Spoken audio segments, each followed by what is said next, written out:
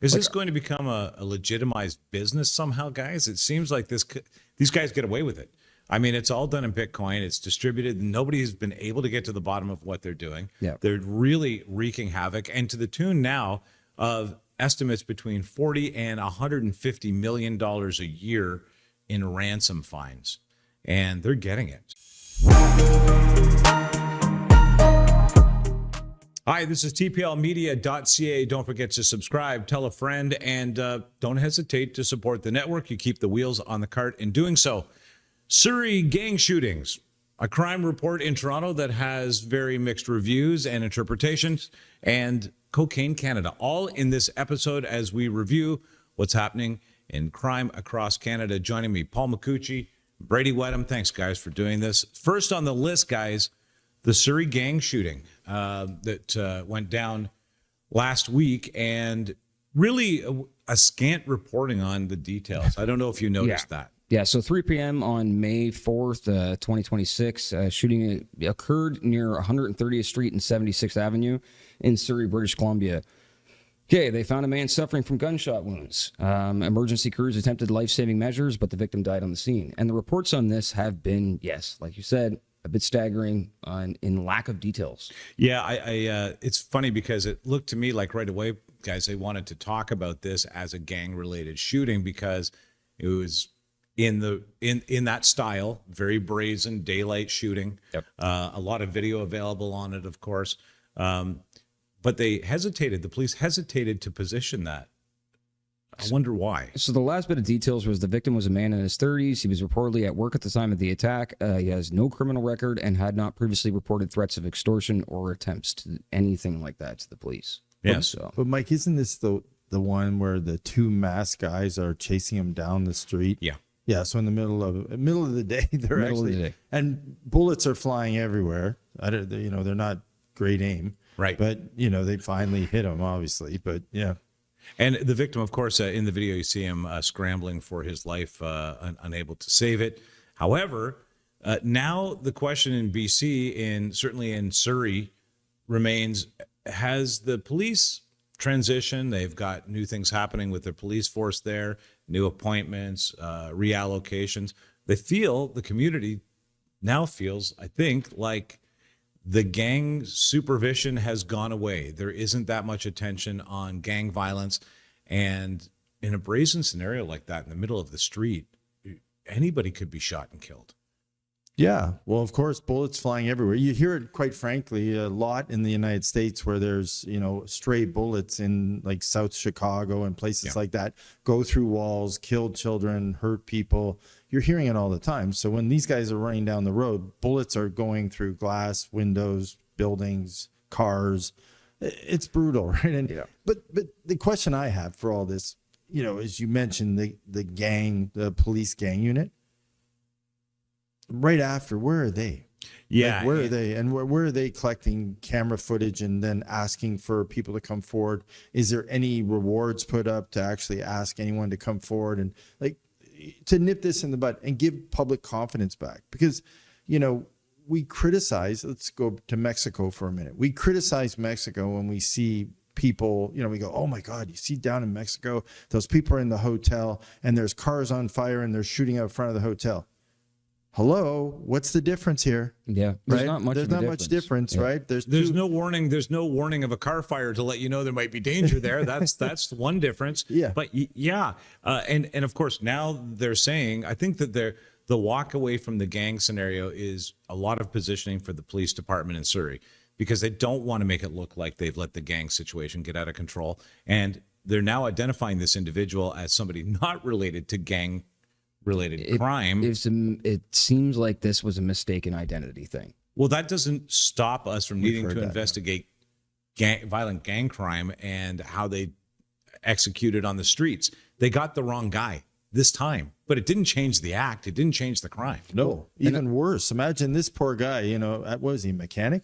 Or whatever. He was at work, and all of a sudden, next thing you know, he's fleeing for his life because two hooded guys are, oh my goodness. Imagine the feeling, the panic. And guys, let's say his family, his kids, whatever.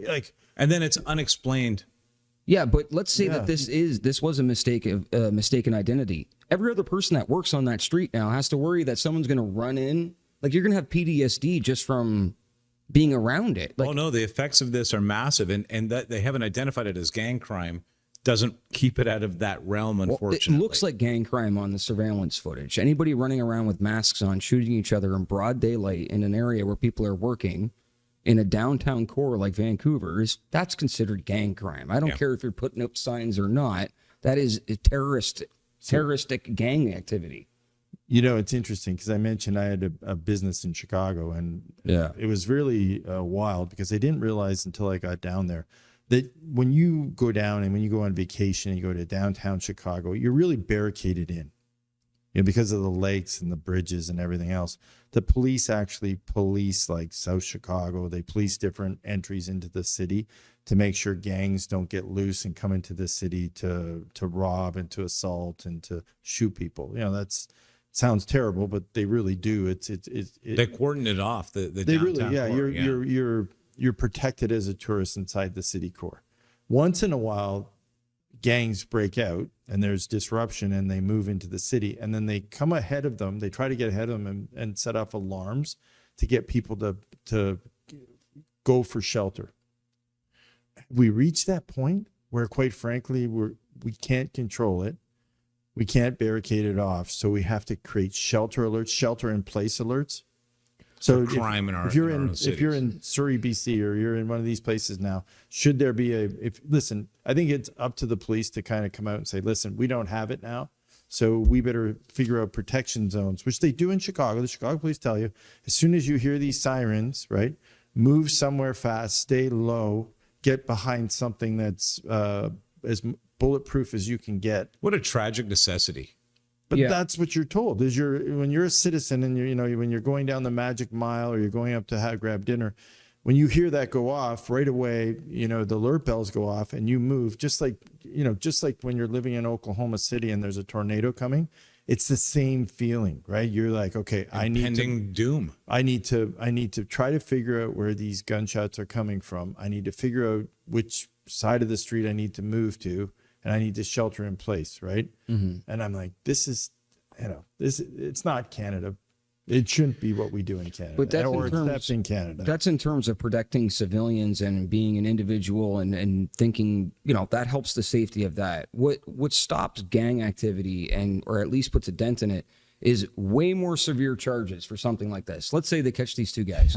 This isn't just, hey, you're going to get bail, or hey, you're going to get 7 to 15 years. Lock these guys up for life. Make this an was example. Premeditated murder. It was a plan. They had a plan. They got the wrong guy, but they had a plan and they executed. We're going to talk about bail reform in a minute with something else coming up. But listen, knock on this government. We haven't seen any legislation, have we? No, we haven't seen one piece of legislation passed. The Conservative Party is time and time again talked about this. We haven't seen any real movement on this file, right? It's just they have no interest in moving this file. They like it the way it is for whatever reason. I have no idea why this is of interest for them not to change. And this is where this really goes into the judicial system and pressing charges and being firm on our law. It doesn't. I have a buddy who's actually a couple years older than you gentlemen, and I grew up with this kid. And he used to joke, because he was a pretty wild guy, but he used to joke at the kitchen table, I have 98 charges on my list. Mm-hmm. Anyone who has 98 charges should be locked up for a long time. He shouldn't be at the kitchen table telling me. And these weren't petty things. These were like robberies, assaults, like violent crimes. Yeah. But he was able to hit the streets again. No, obviously he performed enough where he could sit at the kitchen table and talk like a normal human being. But 98 charges is insane. The 3 strikes philosophy in America really probably needs to be put into effect here. Next on our list, guys. Yeah. Okay, well, this is something that's becoming more and more prevalent. People being extorted for their online data. ShinyHunters has struck again, as we all know, taking hundreds of thousands of files and hacking major insurance company here in Canada and taking valuable information, but not for the purpose of using that information, but for the purpose of extortion. And it looks like these guys are doing a hell of a business. Yeah. These are online pirates. This is no different than stealing someone's ship in a port somewhere or in the water. They're taking all of your info. They're holding it hostage, and they're not going to release it until you pay them. A bunch of schools just got hacked this morning. I was watching the news. It's coming out now. So they're trying to figure out how bad the hack was. But yeah, this is... Is this going to become a legitimized business somehow, guys? It seems like these guys get away with it. I mean, it's all done in Bitcoin. It's distributed. Nobody has been able to get to the bottom of what they're doing. Yeah. They're really wreaking havoc. And to the tune now of estimates between $40 and $150 million a year in ransom fines. And they're getting it. Well, they're getting it. Yeah. If you lock down someone's business, let's say it's a multi-billion-dollar software company, whatever it is, you lock it down, you don't have a second to wait. You just pay it and move on, and hopefully you'll get them on the back end. Well, you don't want the bad PR to start with. You don't want it. You really don't want to violate any of your own privacy laws. I think that's the other major thing. That, Oh, yeah. You know, we're all told you have to protect the privacy of your customers, your clients, your databases, and that's a federally enforceable bit of business there. So if you're a major corporation and you've just admitted to the world that you have, you know, disseminated private information, you could be under not just civil libel, but maybe criminal charges as well. Yes. So we're going to dive deeper on this, guys. If you don't mind, in the next week, keep an eye out for our ShinyHunters sort of understanding. We're going to sit down and do a deeper dive on who they are, why they're doing this, how they're getting away with it, what international police forces are addressing this, and how this might affect insurance in the future. Do we need hacker insurance now? I think we do. I think we're getting to the point where we need software insurance. Yeah. The next one up, guys, and I'll hand this over. I noticed that I read in MPulse Scarborough newspaper, the community newspaper there, that the chief of police visited Scarborough Town Centre in Toronto and talked about how crime is down in Toronto. The crime report that arrived alongside that seems to show maybe differently. What are your thoughts, guys? Paul, do you want to take it away? I've got a bit of a rant, so I'll save it for the end. Okay. No. Whenever crime is reported on, they tend to pick incidents of positive outcomes. Yeah. I get it. So you go to the most heinous crime and you dwell on the fact that, in this case, I think it was assaults, Public shootings and murders, assaults, went down. Right. So, and they compared it against 2018 to 21, the worst years I think we had for homicides. But then they don't talk about car thefts. Then they don't talk about break-in entries. They don't talk about snatch and grabs. They don't talk about any of those things. So you get the sugar-coated version of what went down. I don't know why they do it. It's a very interesting way to do it. I would much prefer they just go through and tell us the whole news rather than pieces of the news. And I think it has to do with budgets, truthfully. Well, yeah, their budgets keep going up. Our police budgets have increased. We've all the mayors have, it's politically, I don't think politically you could get away with not approving a police budget right now. So it'd be tough because, people perceive, and daytime attacks going up, transit violence going up, or youth violence, organized crime shootings, tow truck wars, gang wars we just talked about, and other violent offender issues. So they see those every day on the news. They've seen them. So to go back and say, we can't have more police, we can't have more. And in this case, this Toronto police chief, which I quite like, I don't know why he did this. He was just on the news and he was getting ready for World Cup, and they were showing the high-tech units that they're deploying for the World Cup. So, and it's funny, I'm watching it, and it was really neat because they had these really high-tech drones, drones. We as human beings know more about drones than we ever wanted to know about For drones. sure, yeah. Yeah, since the Ukraine and Iran and all the Strait of Hormuz. It's a drone world. It's a drone world. It really is a drone world. Yeah. So, he's standing out there and they have this big monster-looking spider drone, and the guy goes in the air with it and he starts showing. Right away, I say to myself, okay, we're in a drone world now. We're going to be doing drones. So those people who are going to the World Cup, there will be something flying above you, surveilling you for the whole World Cup, right? They're going to be watching your movements. There's probably technology that will be doing metal detection. There'll probably be, I don't know what they're going to do as far as data, but there'll be lots of surveillance on the crowd that's moving through the World Cup zone. And they just said that. They said, here's the hub. It's these mobile trailers. We have a number of drones. They're going to be in the air. The next thing I wondered, we're okay with it for World Cup, right?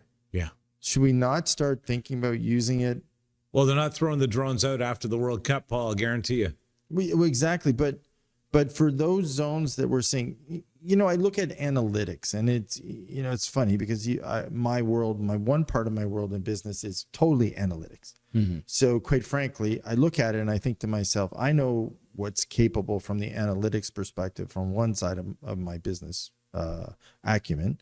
Why couldn't they use that? So, if you have you're just talking about Surrey, point. BC, and you have gangs in Surrey, BC. Yeah. We want to knock down crime and give those people, right? You land those command centers, drones go in the air, right? All of a sudden you're in play.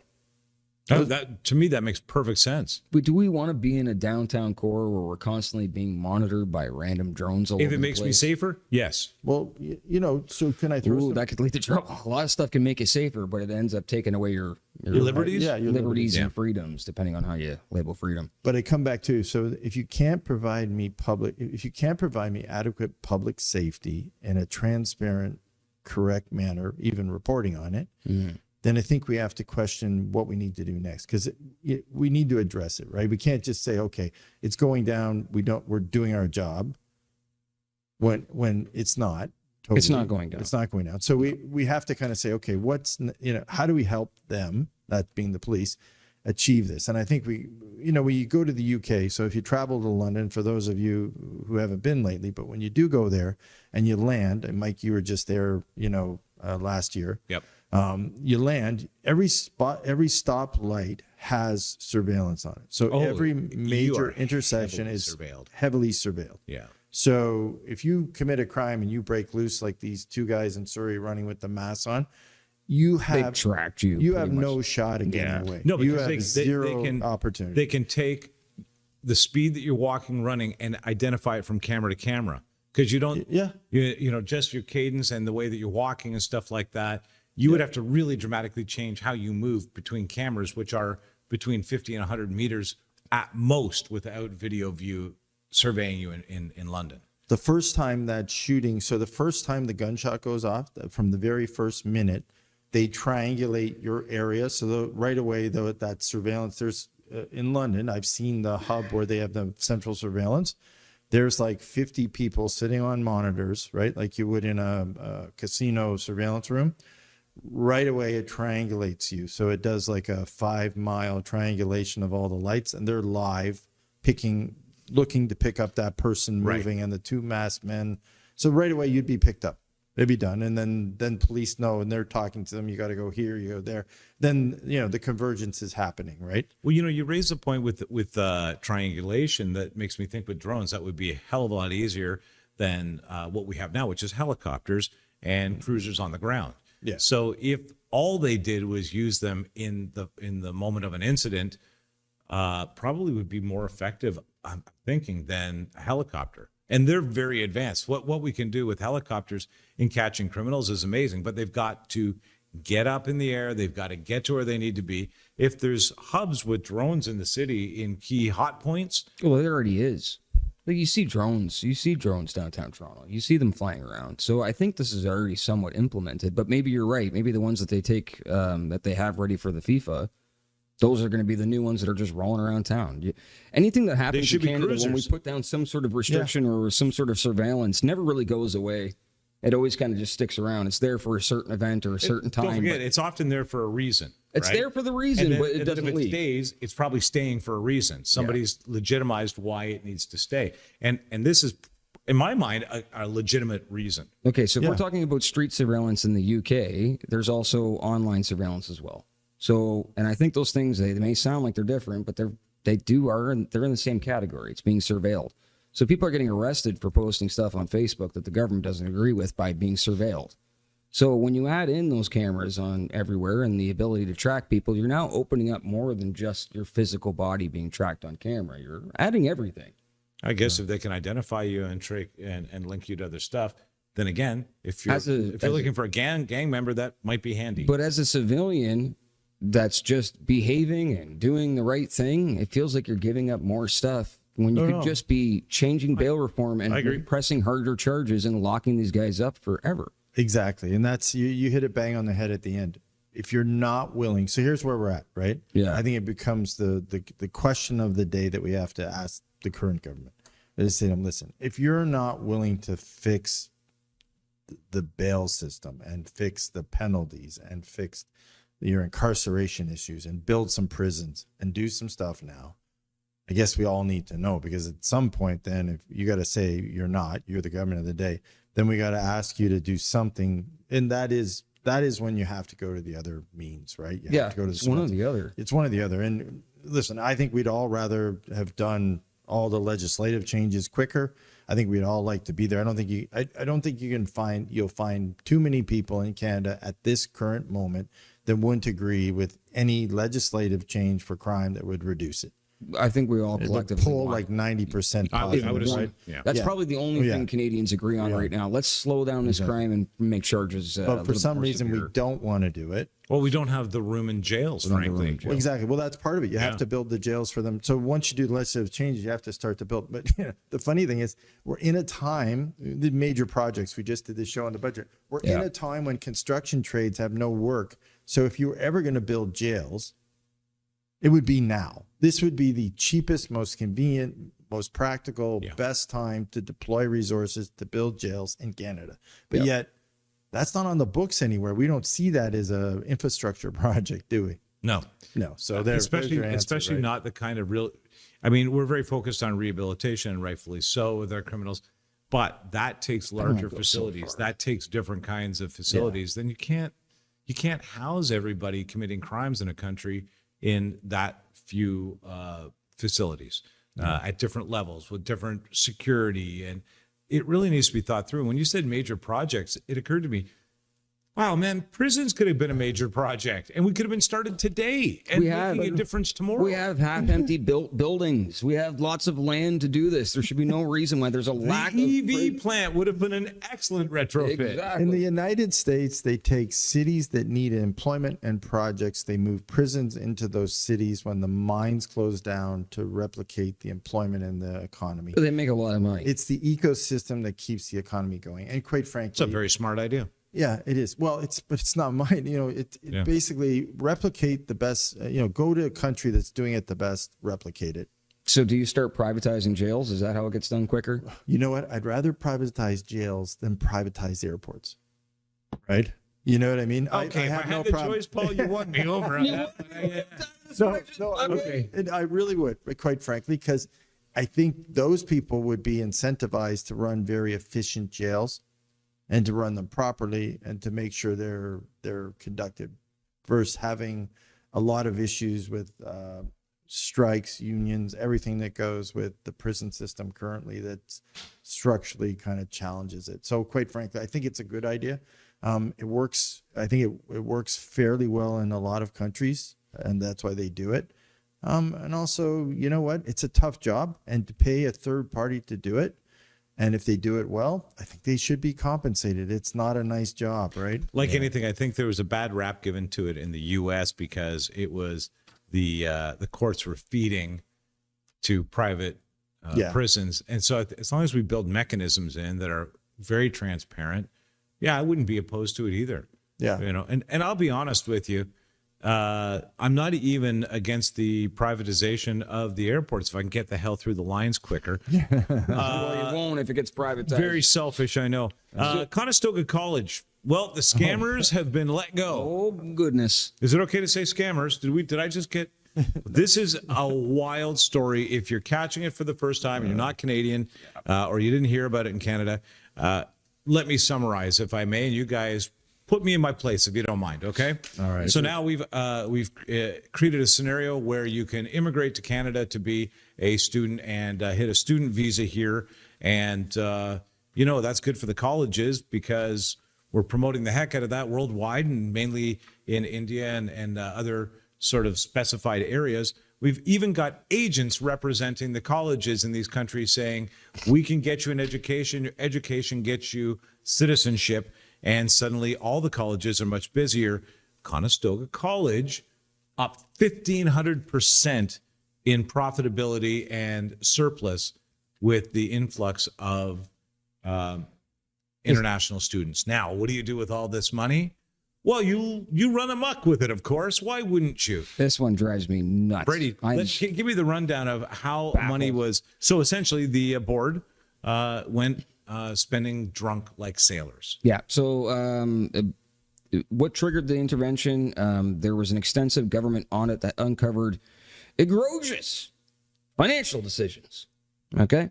Weak or missing board oversight and the misuse of public funds, and to the point where former College's Ontario CEO Linda Franklin, appointed as administrator immediately, should be temporarily replacing the board because John Tibbetts used to get $600,000 a year and somehow got an exit package of 83 months' pay, which is equivalent to $4.1 million on his way out. Oh my God! So this guy also, by the way, got a pay raise to $636,000 a year. Yeah. Took his staff to Italy on luxury trips. I was just going to say, do you want to hear about the spending irregularities? How much did they spend on that? $23,000 per person luxury trip to Italy. That's business class, luxury hotel, and the transport while they were there. Improper hospitality expenses, including alcohol, heavy staffed meals. Mm-hmm. So taking the whole staff out and getting them boozed up on the college's dime, and repeated expenses approved without proper oversight, which means they were just running the card and not getting anyone to approve these purchases. Yeah. Now, at the same time, colleges, which we all know, have been going through massive layoffs and program restructuring, right? So Conestoga actually laid off 500 people, right? So at the same time, all this is going on. So, this is just a bad. This one. We did an immigration show, if you get a chance, with Phil Mooney. And you know what? Honestly, I thought I knew a lot about immigration and what was going on. When I finished the show, I was shocked. I left the room and I sat down and I said to the crew here, I said, wow, I didn't realize what a mess. I knew it was a mess. I didn't realize what a mess immigration was at that time, right? Now you layer on this piece, which, listen, I would go to dinner parties and people would tell stories. And, at stories, when you're having business dinners, people tell stories about a lot of stuff. So a lot of things you discount, it's just talk and conjecture, and chat, and they're having a drink or a glass of wine, so sometimes loose lips, and they tell them a little more story. The stories of college CEOs and college boards became kind of an urban legend for years after COVID. We would hear the story of how they would have like these conferences, and all the CEOs of the colleges would show up in Bentleys and Maseratis, and you'd hear this and how they were all get out and they would be wearing $5,000 suits. Like, we'd hear all this and I'd go, wow, that sounds terrible. I'm not in it. So I'd tell you the truth, I didn't have much. But they would tell this story about how much money was flowing in that group. And then, so obviously it probably was true. Yeah, it probably was. Like, it looks like it was pretty large, right? And as we look back, I mean, the other thing is they were cutting 500 people based on, at the time this all started to come out, they've cut 500 people at that college. Let's think about the students for a second that arrived at that college, paid so much to do it, and now are watching this on TV knowing full well they got scammed. Well, that's in the show we did on immigration, there's somewhere, and I use a conservative estimate, so I always say 2.3 million people. Bill quotes another number, which is more than double, which he says will be having to leave Canada. And they're people, just that number alone. So we're looking at just twice. under 5 million people. That's the number he quotes. But I say to people, the only one I can really get my hands around to verify is about 2.3 million people. That's my number I use. But say it's that. Even that is a lot of people. That's a lot. That's a lot of people for a size of country. We are 40 plus million. Yeah. But you look at it. Those people are, as to Mike's point, there are people, and I tell it on the show, he tells the story. There are people who came from places where they had land that for centuries and centuries, decades and decades, they had their family own it. They had to lever it, take a loan against it to come here. They're leaving. Right now, government is trying to soften the impact of them having to leave after their work terms are up. So they're letting them stay a little longer and work to hopefully pay some of those loans down so they're not impacted. So we're kind of have a very, if you watch the show, a quiet mitigation plan to try to get through this. But it is a mess. And then this on top of it, to your point, with these people sitting that went to this college, they got to be upset. They got to be upset. You got to be waking up in the morning. So, what justice is there in the world at this point? What justice do I have? One, we're never going to get the money back. Yeah. Two, there's no crime being committed here. It seems fraudulent and misuse, but to this point, they're just forced to go home with their money. These are contracts that were executed, and probably they'll become civil issues, not criminal issues. Yeah, but this is criminal, guys. It is criminal that kind of greed became part of the education system for students. Let's not forget there's Canadian students that went to Conestoga College that were not expecting to be part of a money grab, an international student money grab, and did not expect for the board of that school to be, taking these funds, and did not expect to be in a college situation where they were in classes way too big, where the population of the college was way bigger than it should be, where there was language barriers that made it impossible to learn at the same pace as the rest of the class. All of that impacted Canadian kids that were just going to school here in Canada. All of that, and not a charge, I almost guarantee you, will ever be laid. Well, let's hope you're wrong. I never want to hope that you're wrong, Mike, but let's hope you're wrong in that, because I know that this is obviously something extremely crazy and extremely taken seriously from the government, because Doug Ford came out right away and made an announcement. Yeah. Right. And this was a serious financial and governance mismanagement. Like, this is a big time problem. Yeah. This staff and whoever was overseeing this staff from the government down needs to be held responsible for this, or at least accountable for this. Yeah. Well, I mean, this guy's got $8 million in the bank, guys. Let's take it back and try and put it back to the kids. Or back into the school. I think he was visiting Italy regularly to find his property where he can quietly settle and never hear from us again. What are they going to find next? That's the thing that you have to think about. Like, what is, when they start to peel back the onion? It's the tip of the iceberg. Yeah, you're going to find, or is it just all going to go away? They're going to, because they have this. Good point. This was the only college, right? Use him as the fall guy, make him seem like these large amounts and $23,000 trips, and then don't talk about it again. Yeah. It's interesting though, and this is the slippery slope that I think you're going to see on this one. I think now people, I'm talking about just these dinner parties where people are talking and I'm hearing these stories, and they're just stories at that point. But now you have neighbors and friends, and all those people are going to start to say, remember Bill when he came to the party and he was driving that Bentley and he works for that school, and then they're going to start. So this is going to be one of those ones that all of his kids have Rolexes. And, exactly. Yeah. And there's a lot of countries, you go to third world countries, you got to be careful, because these are the things that cause the outbreaks of these issues, right? People, what happens is, they have countries where, quite frankly, they see the kids of these people that do this living a really good life, and they say, why are they living such a great life? What did they do? And then it kind of starts to spiral and it gets out of control. So I think Nepal comes to mind. I was just going to say exactly. Nepal, It was really a youthful movement post college, but young professionals mainly, that you were like, no, this corruption is completely eating our country. And they were venting it on social media, and then the government took our social media away, and that's what made them finally revolt and said, we're not doing this. But they took the interesting part of that, and the full story, which we've covered before. The heads of state and the government's kids were actually all over social, living in the U.S., showing cars, handbags, houses, all these things. And what happened was the kids abroad and the kids locally back home there saw it, so they shut down social to almost stop their own kids, which then caused another set of it. They couldn't stop the ball rolling, and this was one that, quite frankly, I think the premier stepped in to try to stop the ball from rolling, but then now we have to see if the ball will. Well, I think everybody's keep rolling, or will it stop? Right? Everybody has the same reaction to this. Okay, that's one college that I barely ever heard of. No offense, Conestoga. Yeah.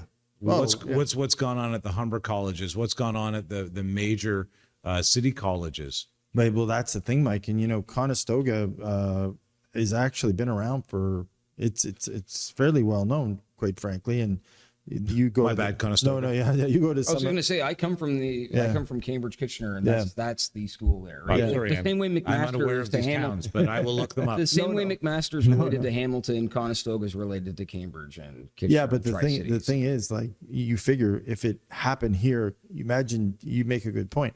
The smaller ones, those are the ones, and I saw some crazy stuff during post-COVID that they were doing to these kids. That you were hearing about, and you're like, oh wow. The Canadian Harvard College of whatever. I'm sorry, the what? The Princeton Canadian what? They would, well, the interesting, they would graduate these kids, and these kids would be looking for a graduation letter to get work permits to stay in the country. And they would go on international trips, the whole faculty, and not issue the letters for 2 months. So the kids would sit there waiting for their letters to get to work, and they had to sit on freeze waiting. Ugh. I had this cover, the former labor minister. I had the conversation with her one day. I called her up and said, you know what, this is what's happening. You need to kind of address it, right? Wow. Yeah, it's terrible. Okay, guys, one last one on the list, and then we're going to make sort of a slight detour. But welcome to Cocaine Canada. Oh, my God. Let's see if I got this right. $4.4 million in drugs seized at the between the GTA and Quebec. The RCMP announced just this week the culmination of an 18-month investigation. Project Castillo related. This is a project they've been working on for some time now, resulting in the arrest of 6 individuals from Toronto and Quebec, and police seized 150 kilograms of cocaine, 10 kilograms of heroin, and $1.6 million in cash. They cannot ever get rid of the cash, these guys. It's amazing. Rush to Toronto. The next one on the list, Project Redline, Cornwall to Montreal, OPP and Surrey to Quebec dismantled. Multiple drug networks charging 13 people with 115 offenses. Investigations seized $4.1 million in drugs, including fentanyl and cocaine. It's so interesting, Brady. Last week, as we drove to Montreal, or when we did it, About 3 weeks ago. You're blending. You're blending. You're doing too much. Yeah, sorry. You're doing too much. When we were heading off to Montreal, you go through Cornwall and you think, nothing's going on here. Yeah, A lot going on in Cornwall. Yeah. $4.4 million in cocaine seized in Halifax. RCMP in CBSA intercepted nearly 250 kilograms of cocaine. How much? 250 kilograms Wow. of cocaine in a shipping container at the port of Halifax. So is that like 550 pounds of? That's a lot of cocaine. Yeah. That's a lot of cocaine. Yeah. Yeah, That's a lot of an cocaine. awful lot of That's cocaine. enough for Now, the country. Don't forget, guys, that's only the tip of the iceberg, because it gets what? I'm just. How much cocaine is in this country right Well, like now? I said, this is only the tip of the iceberg. There's only 40 million And people it's here. a pretty big. Well, here's the thing. Don't forget, it's all going to get cut as well. And it's all going to get shipped, probably shipped out. This is an airport, right? Yeah. Right. So now what we're demonstrating to the world, I think, is that we are a drug hub. I thought we had this under control. Well, we When? got Really? Ryan Wedding. No, but remember, no. So, Well, I honestly thought that was going to make a difference to what they got. Yeah, you said that on previous shows, but we armed up our border. We shut down the border. Now, quite frankly, they're given the fact that Kuzma and trade issues, we don't have a lot going on our border right now. So we do have a lot of people guarding the border, which It is no nice one to is see us doing crossing. some That's trade. good if we guard the border, but you got to look in the shipments too. You can't just say, "Hey, I'm standing here. If you look nervous, I'm going to stop you." Like, you got to actually check these VAPs. You have to check these shipments. Yeah. But we're not saying ports. No. We're saying borders, right? Borders. So yeah, so we're doing it now. We've kind of shut down the border, right? And we, the crossing. So for legal crossings and shipments that directly come, but It doesn't stop it from coming into the country. right, It just stops it from going down to the States. exactly. So now we're sitting. So now, Right. we have a lot of people. We hired up another 1,000. It was in our budget. We're gearing up another 1,000 RCMP. We have a lot of people coming on board. We had a lot of people last year coming on board. Is it slowing it down? This is slowing it down. Or is this the result of it? That's the other thing. Like, I need to ask that question. Okay. In all good conscience. is this the net result? Are we getting these busts because we've put more activity at the borders and they more can't get it policing, through. and it's getting stopped? Being held here longer. I hope so. I hope so. You got to think that they would be slowing down. Like you think at some point they'd say, "Hey, we're not getting across, or we need another method, or whatever." But it does seem, like I said, if someone has the fortitude or the interest of trying to smuggle 500 pounds of cocaine into the country. Can I ask you guys something? Yeah. What do they do with that cocaine afterward? Asking for a friend. That's a lot of cocaine. This is Incinerate it, they test it and then incinerate it. Oh, okay. It gets held for years, and then eventually it'll be incinerated. Well, nothing. Wow. Well, guys, that's a lot of cocaine. You want to resell it? I can't help but wonder if it is used in some ways, somewhere, in some method, as a part of Not trade. in that form. Well, no, I don't know. Maybe. Oh, you mean when they get it? Maybe. Okay. Oh, I see what you're saying. Okay. Yeah. No, I didn't. I thought you were wasn't talking thinking- about what does the government do with it? I do remember a government when they doing. seize it. Yeah. Yeah. Yeah. Yes, it does. No. If they don't seize it, I know what they do with it. Yeah. yeah. Well, No. But once it's seized, that's a So lot that just of. goes up in smoke. Yeah, they just incinerate it. That's it. They would hold it for so many years. Like they hold evidence, and I just remember this Coke for missiles and arms deals. Okay, Oh, the yeah. Reagan, Yeah, the the Reagan Reagan thing, the days, arms the for Reagan hostages. days, yeah. Yeah, I wonder let's anyway. not get into that. That's hopefully a not. 4-hour show. Forget my conjecture on that one. That seemed ridiculous, but it does beg the question because it has been done before. Yeah. What happens with all these drugs that they get? Yes, okay, they incinerate it. Sure, they do. So, guys, one last thing today, if we drill down, and it's not really criminal at the moment, and certainly it's just interesting, but it seems It's walking a weird line. so. You might have noticed in the news in the last couple of weeks that a gentleman in the Netherlands, or a company that he runs, has been putting propaganda out into the Alberta market, talking about separatism and really muddying the waters in a lot of ways and creating a lot of stink with these posts. They investigate, where are these coming from? And it leads us back to the Netherlands, where this guy has built these videos and even hired people to act in them and used AI voices and put them into the marketplace. Begs the question, why? Why is this going on? Well, the RCMP came to us this week, guys, and said, yeah, there's no sign of foreign interference here. Okay, but the guy is still doing it. Why did he do it? It begs the question, why? So he's, just so I get it, Mike, because I'm new to this, so just fill me in. He's egging on the country to separate. So he's trying to put videos into play to get people riled up to separate. Yep, He's putting them on social and he's monetizing them. Right? that is true. And we don't think there's a problem with that. That's not foreign interference, Paul, after all, And he lives in another country. right? He's getting financial gain for influencing a decision in a country Right. that he doesn't have citizenship in. Not foreign interference, Paul. Okay. But it's How? I don't understand. So now I ask our researcher, Christoph, I'm actually ranting. Sorry, Christoph, for this. I was ranting in the office. Well, if it's not foreign interference, what is this guy doing? Why is he doing it? Well, I'll tell you why he's doing it. And we got to go and put ourselves in his shoes for a second to understand why he would be doing it. You already said it. It's money. It has nothing to do with his opinion. Let's just say this guy's seen a void. There's lots of guys out there that will look for URL hunters, things like that. Like they're looking at what's trending. They're trying to make videos or make sort of content that goes along the lines of trending. If he looked and seen that separatism or the independence movement in Alberta is a trending topic and nobody is making content and monetizing it fully, and he could there's a window there, then why wouldn't he do it? Yeah, well, apparently That has nothing to do with what he couldn't even care about Canada. No, he doing it all over the world. He This can is just- take every conflict that he can get his hands on, And he ju- and he we should look hire into that. actors Yep. over in Norway so and monetize it. But okay, So so money, then, that's exactly what he Content. did. And you won't believe how much money they estimate the guy's made doing this. how much? Well, between $300,000 and $500,000 on paid ad revenue to Is he him. teaching courses? Wow. That's a Incredible, lot of right? money on. So Imagine what he's doing in Iran. he gets between $8 and $32 per thousand views. And he has done an estimated 40 million views on 20 coordinated channels, approximately 40 million views in total.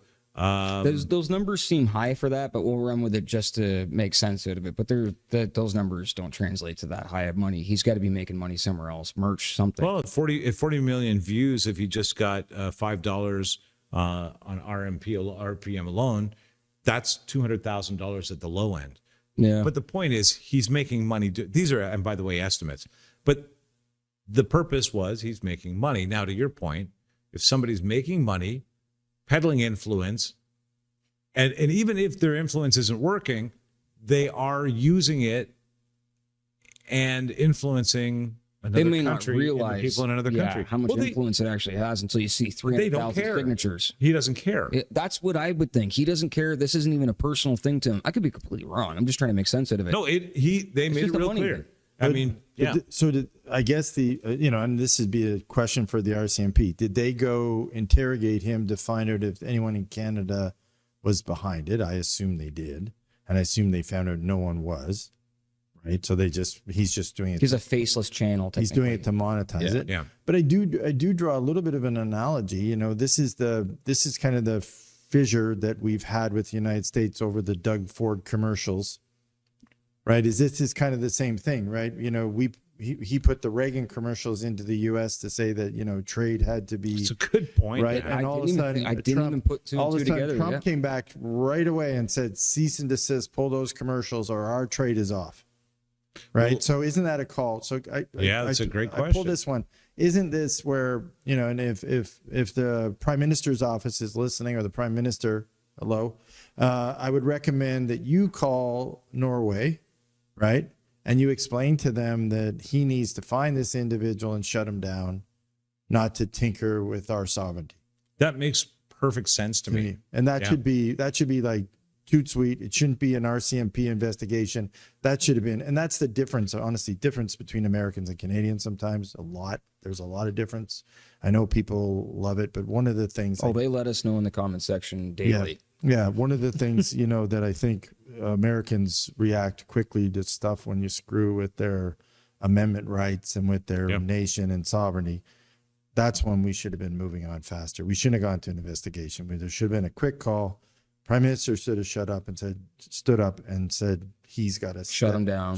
You got to shut him down in your country of origin. That makes perfect sense to me. I wish we had seen it go down that way. Guys, thanks for talking crime. What an eventful week. Thank you for joining us. Thanks to Christoph and to Nick for making this happen on a weekly basis. If there's crimes we're missing, if there's things we should be talking about, don't hesitate to reach out and let us know. We'll catch you next time. Thanks, guys. Thanks.